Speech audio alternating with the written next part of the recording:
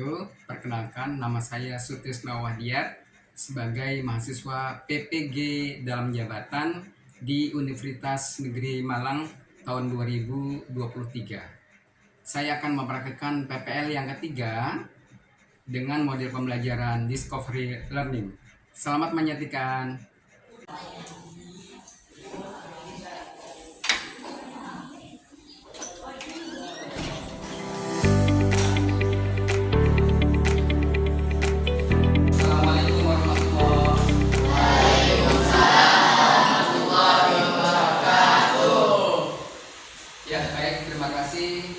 Teman-teman sekalian, hari ini adalah hari Senin tanggal 13 November 2023. Seperti biasa, sebelum kita masuk ke pelajaran kita, alangkah lebih baiknya kita berdoa terlebih dahulu. Ya, silakan Alif dipimpin untuk berdoa, Alif.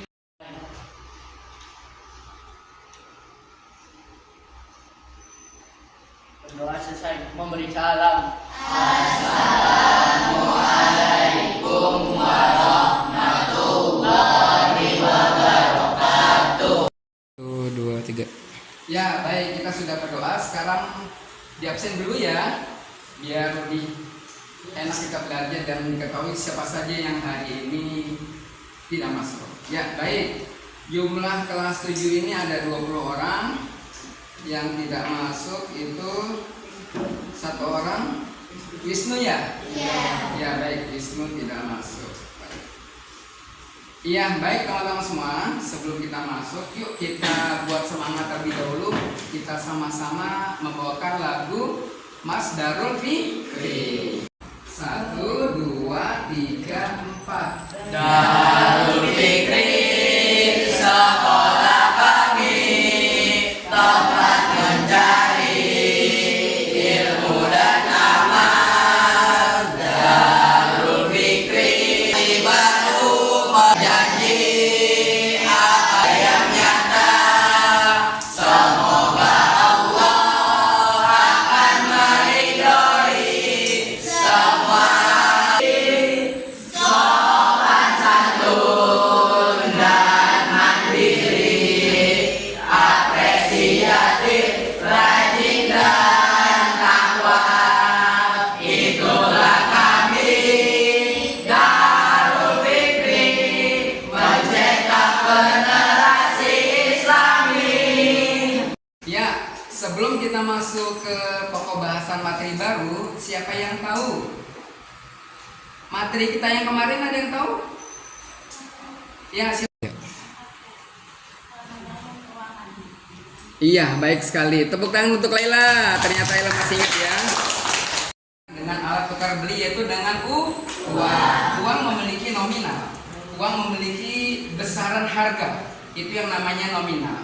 Maka ketika kita ingin membeli, maka disesuaikan dengan harga nominal yang kita miliki. Kalau kita mau membeli bakso, tentunya harga bakso Rp5.000, sebaiknya kita menggunakan uang lebih Rp10.000 atau Rp5.000. Ya, dengan kita memiliki uang, pembelian terhadap barang yang kita inginkan. Ya, baik. Ini ada kaitan ekonomi yang satu sama lain saling membutuhkan. Jadi kalau dalam pembelajaran IPA itu ada yang namanya simbiosis mutualisme. Ya, di mana pembeli sangat membutuhkan barang yang ingin dibelinya dan penjual sebagaimana kita katakan sebagai produsen, maka dia juga ingin menjualkan barangnya yang sudah diproduksi dalam kebutuhan hidup memenuhi kebutuhan sehari-hari. Sebelum masuk ke dalam materi, apa sih tujuannya kita mempelajari materi dari kegiatan ekonomi? Yang pertama adalah menjelaskan pengertian dari kegiatan ekonomi produksi, distribusi, dan konsumsi. Ya, yang berikutnya mengidentifikasi faktor yang mempengaruhi produksi dan tujuan distribusi dengan tepat atau benar. Ya, yang ketiga menganalisis kegiatan konsumsi yang dilakukan oleh rumah tangga keluarga, rumah tangga perusahaan, dan rumah tangga negara. Yang keempat, menganalisis keterkaitan antara produksi, distribusi dengan konsumsi dengan baik. Ya, sampai di sini ada yang ingin ditanyakan? Oh ya, baik. Silakan. Mau bertanya? Saya Kak, Silakan. apa yang dimaksud dengan rumah tangga keluarga dan rumah tangga perusahaan? Ya baik, pertanyaan bagus sekali. Kegiatan ekonomi, maka di sana terdapat kegiatan produksi, distribusi dan konsumsi. Tetapi dalam tujuan tadi, salah satunya adalah sebagai kegiatan rumah tangga keluarga dan rumah tangga perusahaan. Baik, yang dikatakan rumah tangga itu adalah bagian terkecil dalam sebuah rukun tetangga atau RT. Jadi pertanyaan dari dia tadi bagus sekali ya, yaitu pertanyaannya adalah rumah tangga keluarga. Apa yang dimaksud dengan rumah tangga keluarga? Jadi teman-teman semua, bahwa keluarga itu terdiri dari kepala keluarga yaitu ayah, ibu, dan anak-anak. Nah, dalam satu keluarga ini pasti memiliki kebutuhan, baik kebutuhan sehari-hari ataupun kebutuhan tambahannya. Kebutuhan yang menjadi kebutuhan sebulan itu biasanya kebutuhan seperti makan, sandang, atau yang menjadi kebutuhan sehari-hari. Dan inilah yang dikatakan sebagai kebutuhan keluarga. Mau tidak mau harus dipenuhi. Kira-kira kalau dalam satu keluarga tidak dipenuhi makannya gimana? Kan pasti akan mengalami masalah. Itulah yang dinamakan rumah tangga keluarga. Sementara rumah tangga perusahaan adalah, tadi pertanyaan dari dia seperti itu ya, rumah tangga perusahaan bahwa sebuah perusahaan itu harus melakukan kegiatan-kegiatan untuk memproduksi sebuah bahan mentah menjadi bahan baku. Kalau kita ambil saja contoh membeli Indomie, itu prosesnya adalah dari bahan baku dulu menjadi bahan jadi. Bahan bakunya seperti apa? Kita kenal ada telur, lalu ada ditambah lagi bumbu-bumbu yang lainnya sehingga dikemas, diproduksi menjadi satu yang namanya mie instan atau dengan brandnya atau mereknya adalah. Jadi memang kebanyakan produksi itu harus dilalui dengan proses-proses yang tidak seperti apa yang kita bayangkan. Semuanya melalui proses terlebih dahulu, dari bahan mentah menjadi bahan baku, yang proses itu dinamakan sebagai proses produksi, yang nanti ketika sudah sampai di pasaran, sampai di toko itu sudah menjadi kebutuhan produsen, gitu ya. Jadi itulah pertanyaan dari dia, apakah yang dimaksud dengan rumah tangga keluarga dan rumah tangga perusahaan? Ini bagian dari kegiatan ekonomi. Ekonomi itu sendiri dibagi menjadi 3. Kegiatan ekonomi itu dibagi menjadi 3. Yang pertama adalah kegiatan kegiatan produksi. Produksi itu bisa dalam memproduksi barang, tetapi bisa juga dalam bentuk produksi jasa, ya. Mengajar, memberikan les tambahan atau memberi les renang, memberikan les dalam bentuk pelajaran lain, itu namanya bentuk produksi jasa. Tetapi kalau produksi barang, ya seperti contohnya saja, ketika di rumah ya, di satu tempat lingkungan kita terdapat home industri atau homemade, yang industrinya itu dilakukan oleh rumahan, maka itu sudah dijadikan dinamakan sebagai produksi yang sudah dilakukan sebagai proses bahan mentah menjadi bahan baku, yang bisa dinamakan sebagai bagian untuk menyalurkan hasil produksi dari perusahaan ke toko-toko, ke pasar, ke agen dan sebagainya. Ini harus melalui proses yang namanya distribusi atau penyampaian transportasi dari perusahaan ke satu tempat. Dan ini adalah salah satu bagian yang penting juga dalam sebuah kegiatan ekonomi.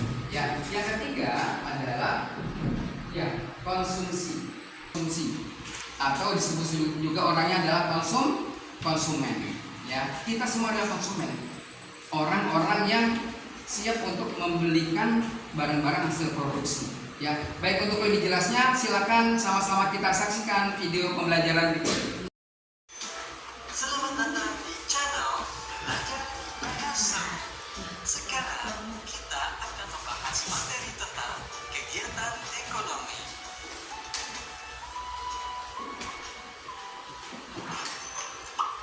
Pada materi sebelumnya, kita tahu bahwa manusia adalah makhluk ekonomi. Itu artinya setiap manusia pasti memiliki kebutuhan dan akan selalu memikirkan upaya untuk memenuhi kebutuhannya. Untuk memenuhi kebutuhannya tersebut, manusia akan menggunakannya sebagai kegiatan ekonomi. Lalu, apa itu kegiatan ekonomi? Manusia untuk memenuhi kebutuhannya sehari-hari. Aktivitas dalam kegiatan ekonomi terdiri dari kegiatan produksi, kegiatan distribusi, dan kegiatan konsumsi. Produksi adalah kegiatan menghasilkan atau menambah nilai guna barang atau jasa. Contohnya, seorang penjahit mengubah bahan kain menjadi baju. Contoh lainnya, seorang petani menanam sayur untuk menghasilkan sayuran yang segar. Baik, tadi sudah penayangan video tentang bagaimana pembagian dari kegiatan ekonomi. Ya, tadi ada kegiatan produksi, kegiatan distribusi, dan kegiatan pemasaran. Baik, selanjutnya kita lakukan diskusi ya. Nanti diberikan LKPD untuk keaktifan siswa. Oleh sebab itu silakan membuat kelompoknya dari sekarang. Silakan yuk.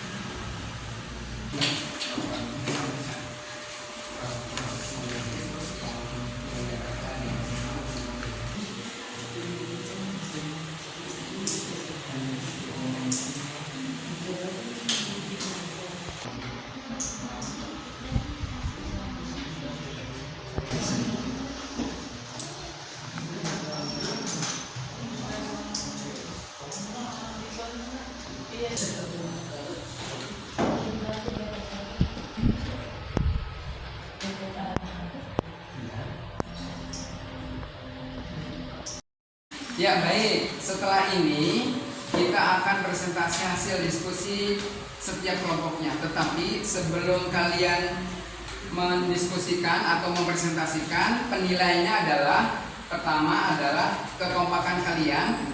Yang kedua, masukkan definisi terhadap LKPD yang sudah dibagikan. Ya, silakan siapa yang mau maju duluan, silakan. Assalamualaikum warahmatullahi wabarakatuh. Teman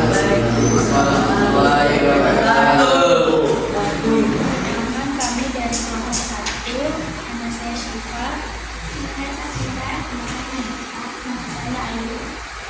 Di sini kami ingin membacakan hasil kesimpulan kami. Konsumsi adalah pelaku ekonomi yang menikmati dari hasil produksi.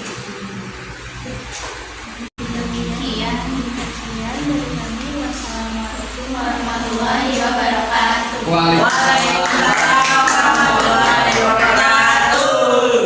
1, 2, 3. Ya baik, terima kasih, diskusi hari ini sudah selesai. Sekarang kita kembali ke tempat duduk semula. Silakan.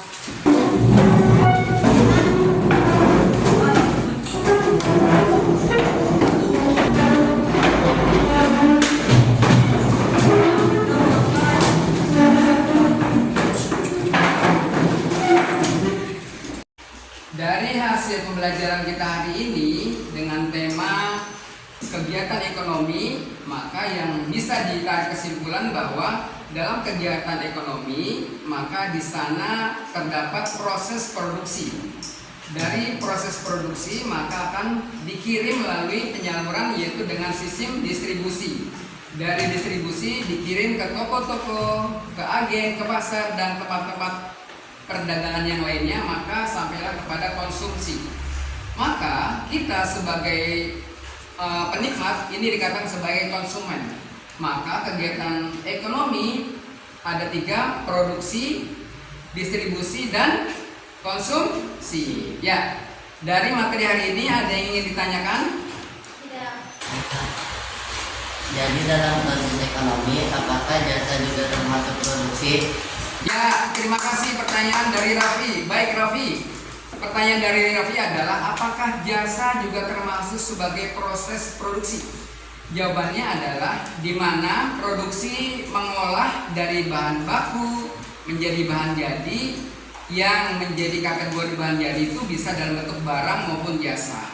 Contohnya, sekumpulan orang ingin melakukan pelatihan untuk memberikan pengayaan kepada seseorang atau beberapa kelompok. Ini adalah terkait dengan layanan jasa. Jasa seperti jasa mengajarkan materi matematika, mata pelajaran bahasa Inggris, dan lain sebagainya. Ini yang dijadikan sebagai produksi dalam bentuk jasa. Dokter itu juga sebagai layanan, sebagai jasa. Ya, paham ya Raffi ya? Baik, terima kasih kepada Raffi. Baik, sebelum kita tutup teman-teman semua, silakan LKPD-nya dikumpulkan terlebih dahulu ya. Silakan Alif, ketua kelas, mengumpulkan hasil LKPD-nya.